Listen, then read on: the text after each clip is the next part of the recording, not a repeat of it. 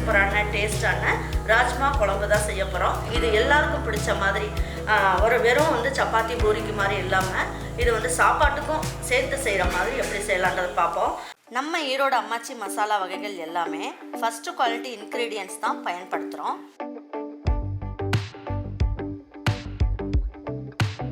வாங்குகிற பொருட்கள் எல்லாமே முறையாக ஜலிச்சு பொன் வறுவலாக வறுத்து சரியான பதத்தில் அரைக்கிறோம்.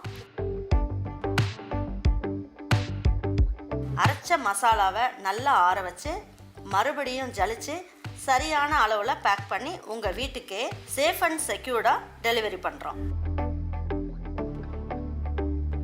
நம்ம மசாலா வகைகள் மற்றும் சத்து மாவு, ரெடிமேட் இட்லி மாவு, இடியாப்ப மாவு எல்லாமே நீங்கள் வாட்ஸ்அப் மற்றும் வெப்சைட்டில் ஆர்டர் பண்ணி வாங்கலாம். இதில் ரொம்ப முக்கியமான விஷயம், இது full and full pure homemade masala. நம்ம எல்லாருக்குமே ஆரோக்கியம் தானேங்க முக்கியம். அதுக்கு வந்து ஒரே ஒரு பட்டை போட்டுக்குவோம். பிரியாணி இலை ஒரு சின்ன பீஸ் போட்டுக்கலாம். 2 கிராம்பு, கல்பாசி சின்ன பீஸ் போட்டுக்குவோம். 10 மிளகு போட்டுக்கலாம். ஒரு 1/4 ஸ்பூனோட கம்மியாக ஜீரகம், 1/2 ஸ்பூன் அளவுக்கு சோம்பு, 1 ஸ்பூன் அளவுக்கு மல்லி போட்டுக்குவோம். அப்போ வந்து வாசனை வந்து ரொம்ப நல்லாயிருக்கும்.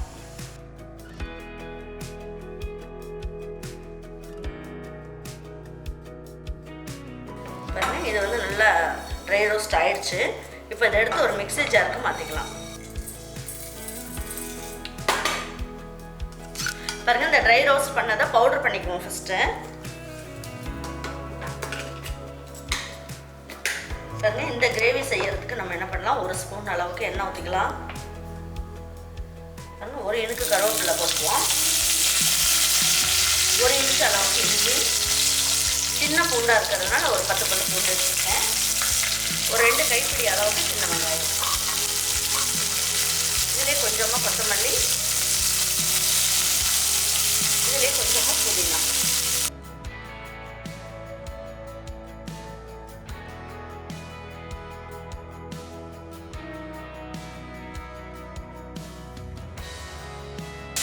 பாருங்க, இப்போ நம்ம வந்து ட்ரை ரோஸ்ட் பண்ணியிருந்ததை பவுடர் பண்ணிட்டோம். இந்த மாதிரி பவுடர் பண்ண உடனே என்னாகும், நல்ல மனம் வந்து சூப்பராக இருக்கும். இப்போ இதில் வந்து நம்ம என்ன பண்ணலாம், ஒரு 1/4 மூடி அளவுக்கு தேங்காய் வந்து கீறி வச்சுருக்கேன். இதையும் போட்டுக்கலாம். போட்டுட்டு இதையும் வந்து பல்ஸில் போட்டு எடுத்துக்கலாம். அதுக்குள்ளே இதை நல்லா வதக்கி எடுத்துக்கலாம்.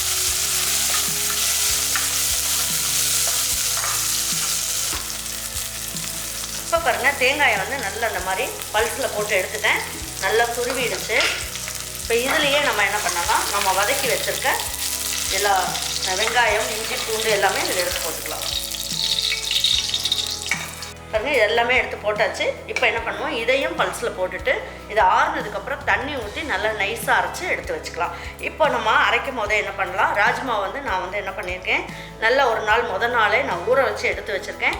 ஒரு 25 ராஜ்மாவை எடுத்துக்கோங்க. ஊற வச்ச ராஜ்மாவை எடுத்துக்கோங்க. இதை வேக வைக்கல, ஊற வச்சு தான் வச்சுருக்கேன். இதை கொஞ்சம் போட்டுக்குங்க. போட்டுட்டிங்க அப்படின்னா குழம்பு வந்து நல்லா திக்காகவும் இருக்கும். ராஜ்மாவோட ஒரிஜினல் டேஸ்ட்டும் இதில் இறங்கும். இப்போ என்ன பண்ணுவோம், இதை வந்து பல்ஸில் போட்டு கொஞ்சமாக தண்ணி ஊற்றி நல்லா நைஸாக அரைச்சி எடுத்து வச்சுக்கலாம். இப்போ வெங்காயம்லாம் வதக்கின பாத்திரத்துலேயே மறுபடியும் இன்னும் கொஞ்சம் எண்ணெய் ஊற்றிக்கலாம் இந்த குழம்பு வைக்கிறதுக்கு. இதுக்கப்புறமா நம்ம வந்து பட்டை கிராம்லாம் எதுவும் போட வேணாம். கொஞ்சமாக ஒரு 1/4 ஸ்பூன் அளவுக்கு கடுகு மட்டும் போட்டுக்குங்க. 1 பிஞ்ச் அளவுக்கு சோம்பு போட்டுக்குங்க. வேறு எதுவும் வேண்டாம்.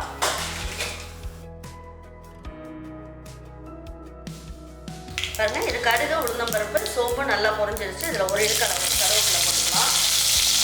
பாருங்க, இதில் வந்து என்ன பண்ணலாம், ஒரு 5-6 பல்லு பூண்டு தட்டி எடுத்து வச்சுருக்கேன். இல்லை ராஜ்மா கொஞ்சம் வாயு தன்மை இருக்கும் அப்படிங்கிறதுனால பூண்டு கொஞ்சம் சேர்த்துக்கிட்டோம்னா இந்த வாயு தன்மையை எடுத்துரும். பெரிய வெங்காயத்தை ஒரு 1/2 வெங்காயம் கட் பண்ணி எடுத்து வச்சுருக்கேன். அதை போட்டுக்கலாம்.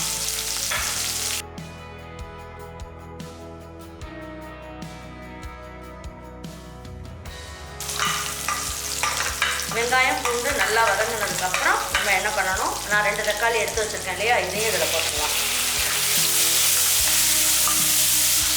கொஞ்சமாக கொத்தமல்லி இலையும் போட்டுடலாம். ஒரு 1/4 சிட்டிகை அளவுக்கு மஞ்சள் தூள். இந்த குழம்புக்கு தேவையான அளவுக்கு உப்பையும் இதில் சேர்த்துருங்க.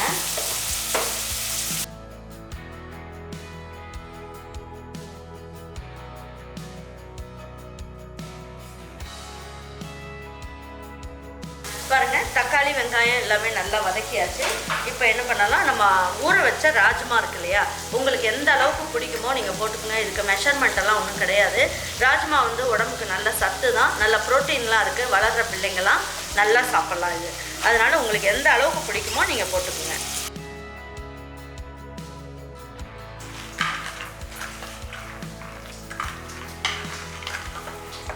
நல்லா ராஜ்மாவை இதிலே போட்டு நல்லா வதக்கிட்டோம்னா இந்த உப்பு அதுக்கப்புறம் பார்த்திங்கன்னா தக்காளியோட புளிப்பு சுவை எல்லாமே நல்லா இதில் பிடிச்சிக்கும். நல்லாயிருக்கும் டேஸ்ட்டு. பாருங்கள் இப்போ ராஜ்மா நல்லா வதக்கியாச்சு. இந்த மாதிரி வதக்கினாலே என்ன ஆகும், நல்லா உப்பு புளிப்பு எல்லாமே நல்லா பிடிச்சிரும். அதுக்கப்புறமா நம்ம என்ன பண்ணுவோம், நம்ம வீட்டு குழம்பு மிளகாய்த்தூள், நீங்கள் எது அரைச்சி வச்சுருந்தாலும் பரவாயில்ல, குழம்பு மிளகாய்த்தூள் போட்டுக்குங்க. அப்படி இல்லைன்னா மட்டன் மசாலா வச்சுருந்தீங்கனாலும் அதுவும் போடுங்க. பொடி எந்த பொடி போட்டு செஞ்சாலும் அட்டகாசமாக இருக்கும். ஆனால் குழம்பு மிளகாய்த்தூள் போட்டிங்கன்னா அதுக்குன்னு ஒரு தனி சுவை இருக்கும். பாருங்கள் இப்போ 1.5 ஸ்பூன் அளவுக்கு குழம்பு மிளகாய்த்தூள் போட்டுருக்கேன். அது நல்லா அந்த மிளகாய்த்தூள்லாம் போட்டதுக்கப்புறம் நல்லா வதக்கிடலாம். அந்த மாதிரி இப்போ காரமும் நல்லா உரைச்சிரும். இப்போது என்ன பண்ணலாம், கொஞ்சமாக மட்டும் தண்ணி ஊற்றுவோம். கொஞ்சமாக மட்டும் தண்ணி ஊற்றிட்டு வதக்கலாம்.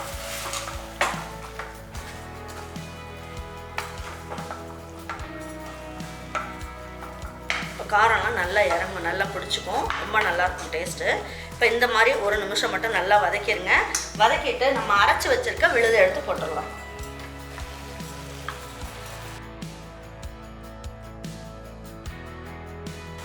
பாருங்கள் இப்போ இந்த மசாலெலாம் போட்டதுக்கப்புறம் நல்லா ஒரு வதக்கிடலாம்.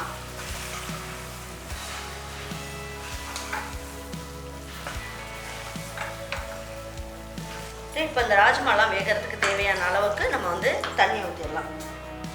இப்போ இதுக்கு ஒரு 3 முந்திரி பருப்பு கூட போட்டு அரைங்க. அரைச்சா இன்னும் நல்லா டேஸ்ட்டாக இருக்கும். நான் இந்த ராஜ்மாவே போட்டதுனால நான் முந்திரி பருப்புலாம் எதுவும் சேர்க்கல. வேணும்னா நீங்கள் சேர்த்துக்கலாம்.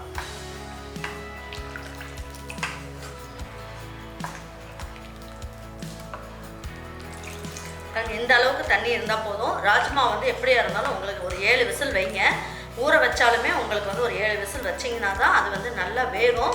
நல்லா குழஞ்சி வேகும் போது நல்லா கிரேவி வந்து நல்லா டேஸ்ட்டாக சூப்பராக இருக்கும். கொஞ்சமாக மல்லி இலையை தூவி விட்டுட்டு குக்கர் மூடி வச்சிடலாம்.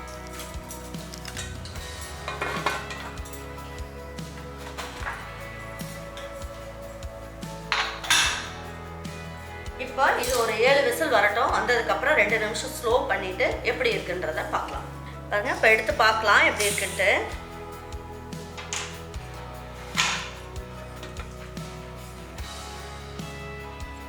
நல்லா சூப்பராக நல்ல கிரேவி வந்து ரெடி ஆகிடுச்சு.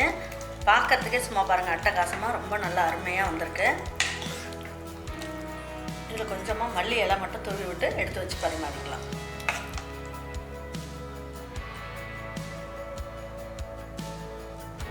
இதை பார்த்தீங்கன்னா சிக்கன் மட்டன் சாப்பிட முடியாத நாளில் கூட இதை சாப்பிட்லாம். இந்த அளவுக்கு டேஸ்ட் வந்து அதே சுவையில் நல்லா அருமையாக இருக்கும். இதே மாதிரி ஒரு ராஜ்மா கிரேவியை நீங்களும் உங்கள் வீட்டில் இருக்கவங்களுக்கு எல்லாத்துக்குமே செஞ்சு கொடுத்துட்டு அவங்களுக்கெல்லாம் பிடிச்சிருந்ததுன்னா லைக் பண்ணுங்கள், ஷேர் பண்ணுங்கள், சப்ஸ்கிரைப் பண்ணுங்கள், மறந்துடாமல் கமெண்ட்ஸ் பண்ணுங்கள். தேங்க்யூ ஃபார் வாட்சிங் ஈரோடு அம்மாச்சி சமையல். தேங்க்யூ.